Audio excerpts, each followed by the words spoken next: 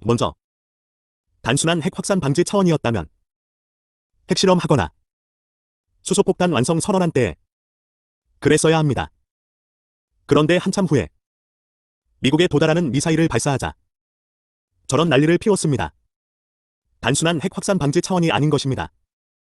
북한을 침략하려고 했는데 이제 못하게 돼서요?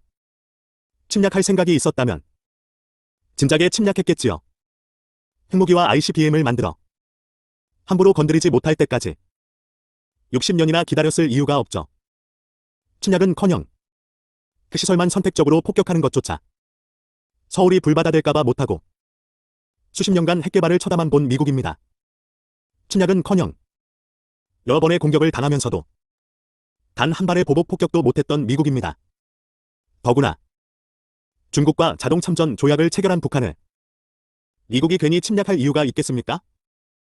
북한이 핵무기와 ICBM을 중동의 반미 단체나 국가에 판매할까봐 미국이 저런 난리를 피웠다는 주장도 있는데요. 아닙니다. 무력실험이나 대피훈련은 북한에서의 발사를 전제로 한 것이었습니다. 그리고 만약 뉴욕의 쌍둥이 빌딩도 폭파하는 그런 과격한 사람들에게 북한이 핵과 ICBM을 판매한다면 그것은 북한이 미국이나 이스라엘을 향해 직접 핵공격을 한 것과 마찬가지입니다. 그래서 미국이나 이스라엘은 최소한 김씨 일가를 제거하려 할 것입니다. 김정은은 영원히 공개 활동을 하지 못하고 깊은 지하에서 평생 숨어 지내야 합니다.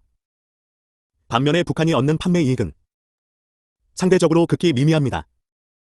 여러분이 김정은이라면 이런 멍청한 짓을 하시겠습니까? 더구나 기껏 판매 수익 몇 푼 벌기 위해 수십 년간 그 막대한 대가를 치르며 핵과 ICBM을 개발했을 리도 없습니다. 막대한 외화와 물자와 노동력이 투입됐을 뿐 아니라 서방의 인도적 지원이 대폭 감소했고 오히려 수십 년간 막대한 경제 제재를 당했으며 서방 기업들의 투자를 받아 개성공단 같은 공단을 여러 개 만들고 싶었지만 투자를 받을 수가 없었습니다. 이런 엄청난 피해를 감수하고 핵을 만든 목적이 기껏 판매 수익을 얻자는 것은 아니었을 것입니다. 반면에 남한의 중소 도시를 핵으로 공격하거나 이협해 항복을 받아내는 일은 중동의 핵과 ICBM을 판매하는 것처럼 미국 본토를 직접 위협하는 일이 아니어서 미국의 대응 강도가 상대적으로 약할 것이며 북한이 베트남처럼 수교하자고 회유하거나 미군의 주둔을 허용한다고 회유한다면 미국의 대응 강도는 더욱 약해질 것입니다. 반면에 김정은 입장에서는 자신은 물론 대대손손 세계 10대 강국, 나아가 미래의 5대 강국의 통치자가 되고 북한 인민들의 충성심도 드높일 수 있는 엄청나게 큰 이득이기 때문에 핵 판매 수익과는 비교가 안 되는 일입니다. 이상에서 살펴본 바와 같이 북한의 핵은 체제 보장용이 절대 아니며 판매용일 리도 없고 적과 통일용임이 명백합니다. 그래서 미국이 저런 난리법석을 피웠던 것입니다. 미국이 해구산 약속을 지킬 거라고 핵도 기대하는 분들이 있을 텐데요. 이 문제를 더 깊이 생각해 봅시다. 서울의 초고층 건물들의 경우 진도 7의 지진에도 버티도록 설계를 합니다. 가능성 1% 미만에도 대비를 하는 것인데 국가안보는 그보다 몇만 배 더 중요한 사안이므로 훨씬 더 낮은 가능성에도 대비를 해야 됩니다. 북한이 잠수함에서 SLBM을 발사하거나 지하를 통해 이동한 발사 차량이 평범해 보이는 어느 건물 안에서 갑자기 ICBM을 발사한다면, 즉 예측할 수 없는 장소에서 불시에 여러 발이 동시에 미국을 향해 발사된다면 미국이 100% 요격한다고 확신할 수 없으므로 미국은 이런 어마어마한 위험을 감수하고 굳이 북한을 공격하지 않을 것입니다. 미국의 모든 유권자들이 결사 반대할 텐데 그 반대를 무릅쓰고 모험을 할 정치인은 없을 것입니다. 가능성이 1% 미만이라고 하더라도 만약 뉴욕이나 실리콘밸리 인근에 수소폭탄에 가까운 핵이 떨어진다면 수백만의 사상자가 나오는 건 기본이고 뉴욕의 금융기관과 인류기업의 인재들이 대부분 사망하거나 폐인이 돼서, 혹은 실리콘밸리의 인재들이 대부분 사망하거나 폐인이 돼서 경제가 파탄나고 회복도 요원해집니다. 그렇게 되면 달러를 마음대로 찍어 외국의 물건을 살 수 있는 엄청난 특권을 다른 나라들이 더 이상 용인하지 않을 것입니다. 그렇게 되면 미국은 군사비도 대폭 축소해야 돼 막강한 군사력도 유지할 수가 없게 됩니다. 경제 패권과 군사 패권을 모두 잃게 되는 것이며 세계 10위권 이하의 국가로 추락할 수 있습니다.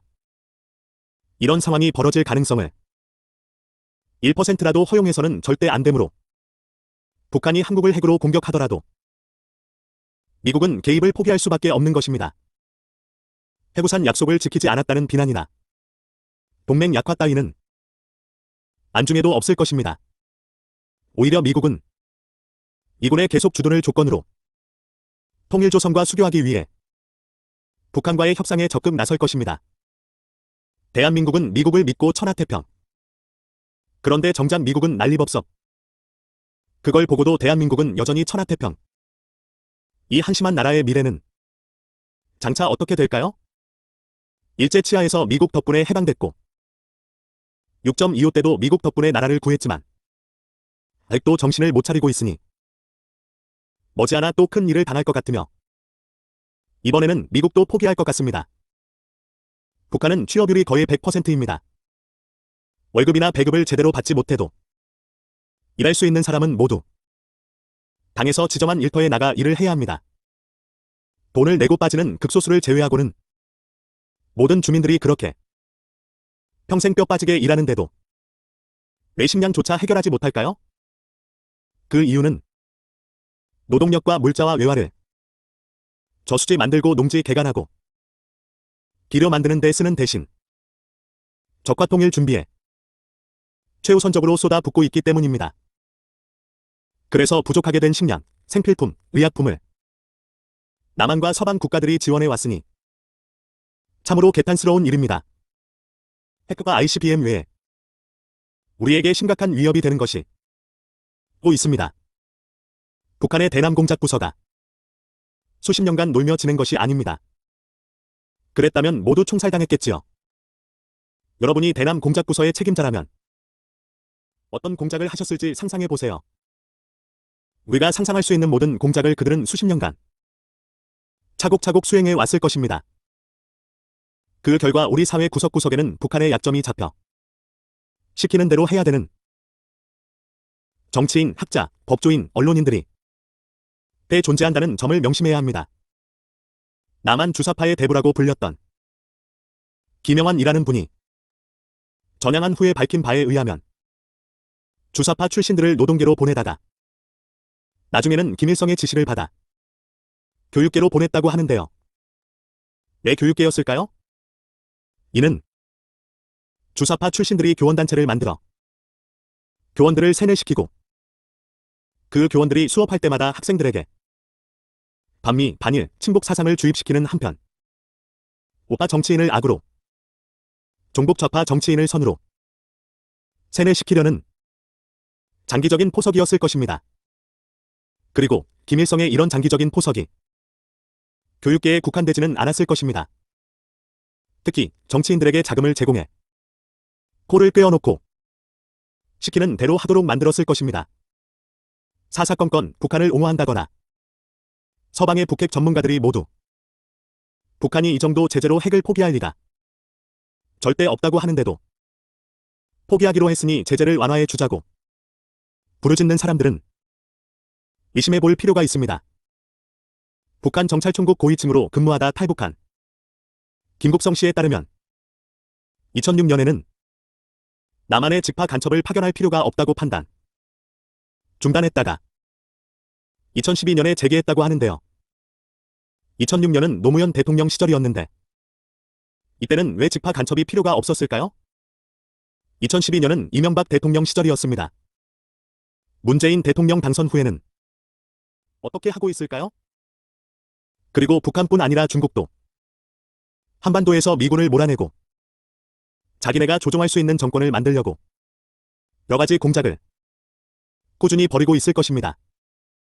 북한이나 중국 같은 공산 독재 국가들은 각종 SNS나 포탈 등을 통해 손쉽게 민주국가의 여론이나 선거에 영향을 미칠 수 있고 외국의 정치인에게 막대한 자금을 제공해도 이를 견제할 기관이 없습니다.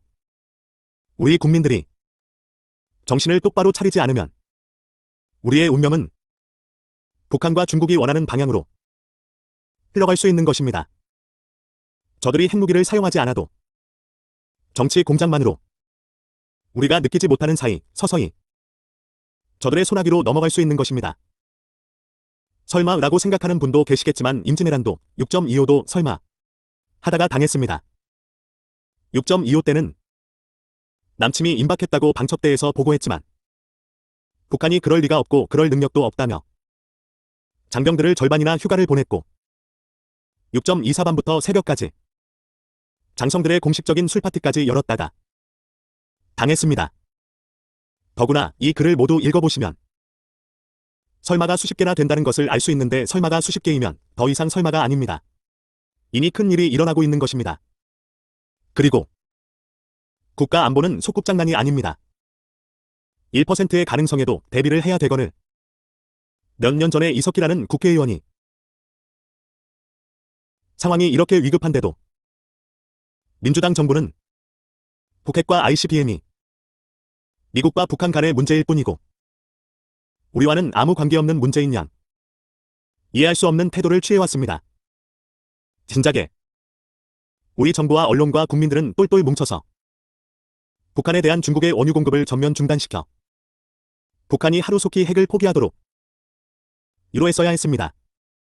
대한민국의 존폐와 전 국민의 목숨이 걸린 문제여서 절대로 양보할 수 없는 문제라고 중국을 설득하고 반도체를 무기로 경제전쟁을 해서라도 국가를 지켜야 하는 절박한 상황이라고 중국을 설득했어야 하며 서방 국가들과도 협력해 중국을 압박함으로써 북한의 원유 공급을 전면 중단시켰어야 했습니다.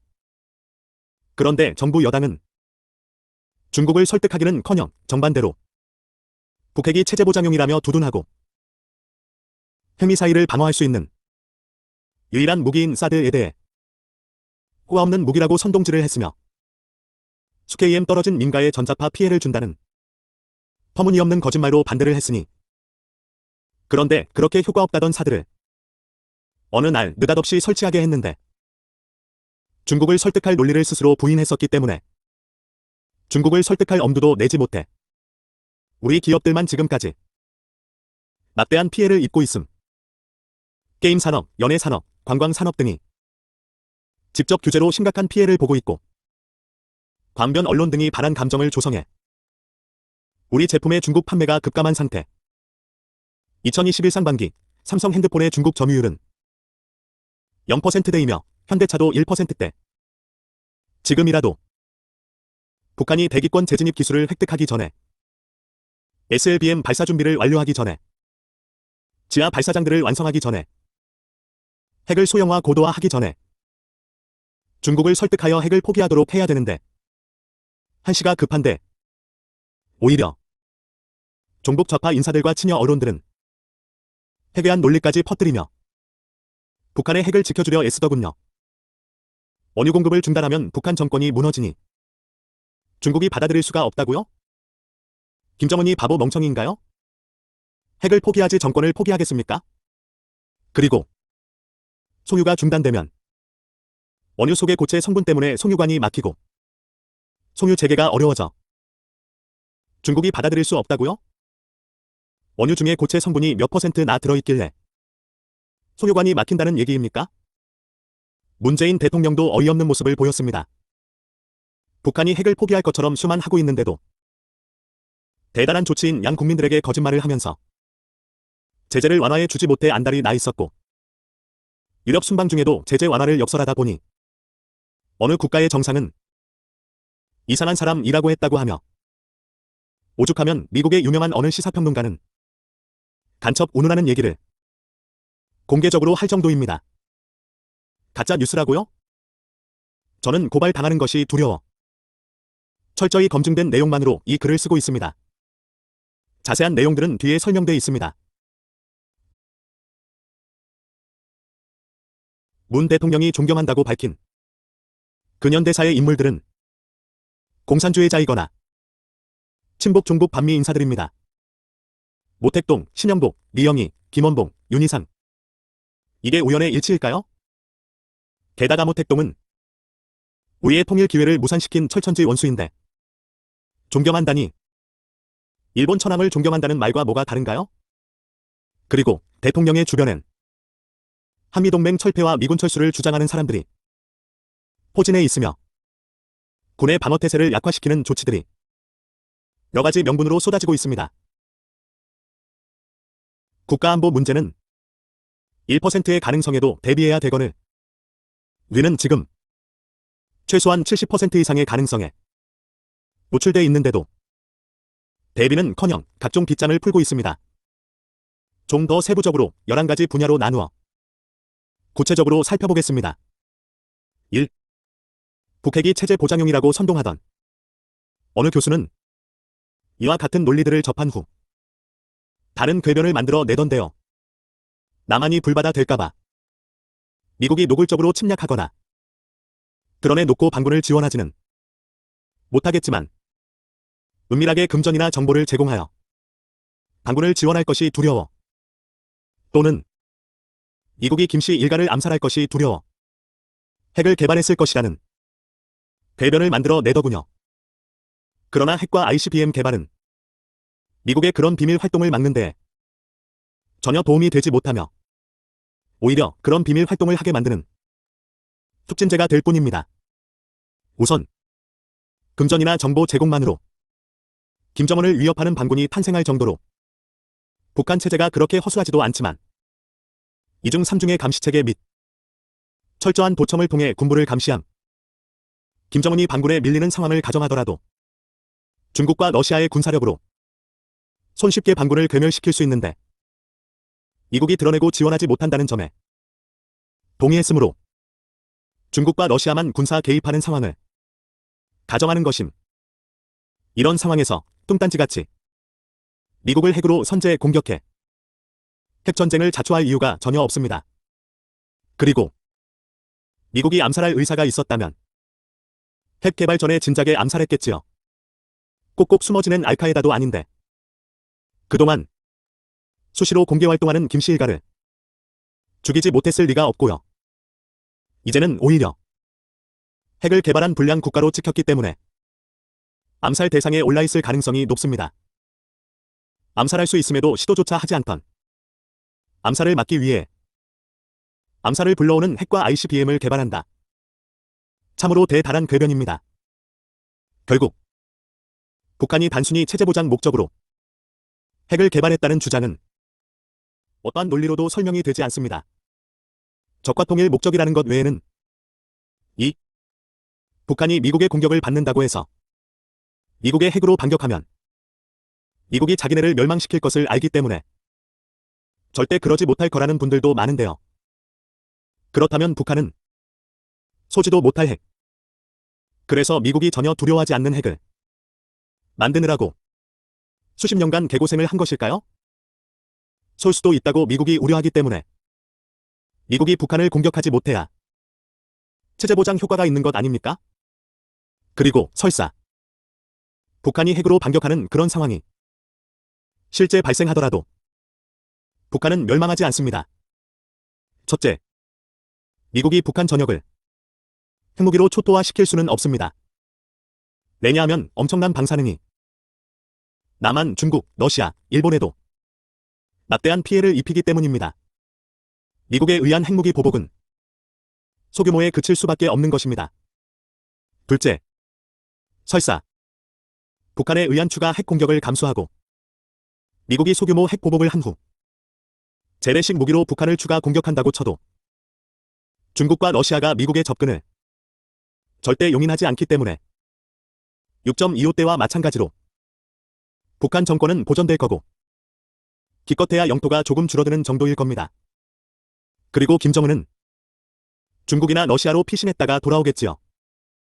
실패했을 때의 최악의 상황이